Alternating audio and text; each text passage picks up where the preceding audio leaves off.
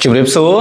នេះគឺជាគម្រោងគ្រួសារឬ family plan នៅក្នុងគម្រោងនេះគឺត្រូវបានបង្កើតឡើងសម្រាប់គ្រួសារដែលមានកូនច្រើនជាងមួយនាក់ហើយមុខងារដែលមាននៅក្នុងគម្រោងនេះគឺវាត្រូវបានបូកបន្ថែមមុខងារដែលមាននៅក្នុងគម្រោងមូលដ្ឋានទាំងអស់រួមទាំងមុខងារដ៏មានអានុភាពដែលត្រូវបានបង្កើតឡើងដើម្បីជួយឪពុកម្ដាយឲ្យរក្សាទំនាក់ទំនងនិងទទួលបានព័ត៌មានថ្មីៗទាំងស្រុងពីកូនផងដែរនៅក្នុងគម្រោងនេះគឺលោកអ្នកអាចការពារឧបករណ៍កូនបានរហូតដល់ទៅ3នាក់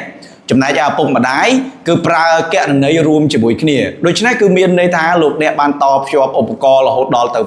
5បន្ថែមលើពីគម្រោងដែលមាននៅក្នុងមូលដ្ឋានក្នុងគម្រោងគ្រួសារនេះគឺលោកអ្នកមានមុខងារនៃការគ្រប់គ្រងកម្មវិធីក៏ដូចជាការវិភាគរបាយការណ៍ការជូនដំណឹង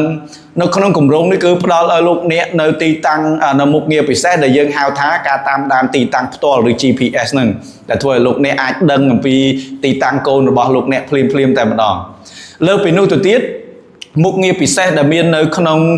គម្រោងគ្រួសារនេះគឺយើងបានបន្ថែមមុខងារភារកិច្ចហើយនឹងរង្វាន់ពេលវេលានៃការប្រើប្រាស់អេក្រង់ទៅដល់កូនរបស់លោកអ្នកអាចកំណត់ការងារឲ្យកូនរបស់លោកអ្នកធ្វើហើយឲ្យរង្វាន់ជាពេលវេលានៃការប្រើប្រាស់អេក្រង់15នាទី20នាទីទីហោដូចជាឲ្យកូនលាងចានសម្អាតផ្ទះឬក៏ធ្វើ homework ពេលកូនធ្វើរួចហើយកូនបានបញ្ជាក់ទៅកាន់យើងវិញអញ្ចឹងយើងអាច confirm ថាឲ្យគាត់ប្រើទូរស័ព្ទ15នាទីឬ20នាទីបានទៀតទៅលើការលេងហ្គេមឬ social media តាមដែលលោកអ្នកកំណត់បានដែរមិនថាកូនរបស់លោកអ្នក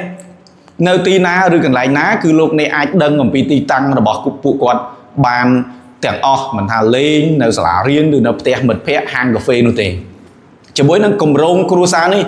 គឺផ្ដល់ឲ្យគ្រួសារនៅការគ្របដណ្ដប់កាន់តែច្រើនភាពមើលឃើញកាន់តែជាក់ច្បាស់ហើយមានសន្តិភាពផ្លូវចិត្តនៅគ្រប់ទីកន្លែងពីទីកន្លែងតែមួយផងដែរ